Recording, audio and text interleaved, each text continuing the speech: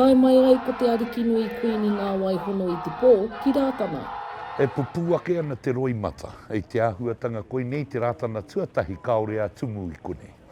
Heoi no, ko te rangi māheu, ko te whare o te heu tēnei, e whakaeke ngātahi ana me tō tātou Arikinui, o tira me ngā iwi o te motu. E ai ki te māngai o te kingitanga a Rahui Papa, he rā nui tēnei kua tai mai te Arikinui me Tainui waka ki te akiaki i te kotahitanga.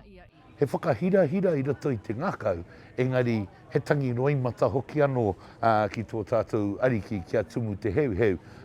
Koinei tana Rātana tuatahi kaore i whakakanohi maira. Me ki pēnei au, ko tēnei mea te māramatanga, e taonga i tatu mai ki runga ki te tangata. Ia rātou i te awairua, ka tatu irirangi mai, ki runga kia tātou te kaupapa tangata, me te mea nei, ki te ngaro e rātu ononga, ka ngaro tātou. Ko Jay Wilson o Ngāti Rangi te kai kōrero tuatahi i tuku i te reo pōwhiri ki ngā tini mano tāngata i whakaeke ngātahi ki te taha o ngā ariki. Ko te akiaki nui, me kaua tātou noo i te ao kiko anake. I te mea e rua ngā taa, ko te ao kiko, ko te ao wairua, nā reira me tau te noo i ngā taa e rua kei kōtiti, kei ape te iko a te tangata. Aka hoki aku mahara ki nā rangi, aki te hara mai te tuinga o Ngāti Tuuwharetoa, aki te tautoko te karanga o Rātana, tāku nei moihio, he hono ngā tūturu, he honanga o ngā tūpuna,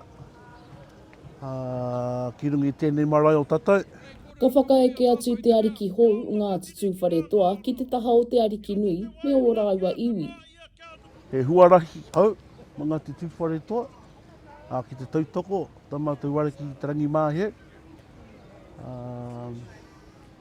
Piki mahi kei mui a mātou, ko te mea nunu, kia whakakotahi a Tuuwharetoa. Ko tēte o ngā taonga nui o te a i Rātana, ko te wakauru mai o ngā rangata i ki roto i ngā kaupapa katoa.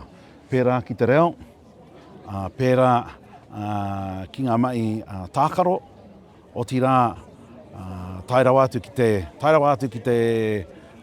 ngā pēnei ngā pō. Nā reira, koera tēte o ngā taura kukume me ki. Ko ia tonu ko ngā matua.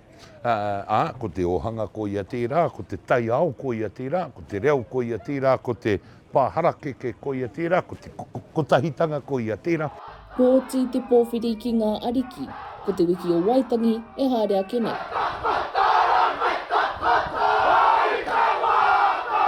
Macie Kuki, Aukaha.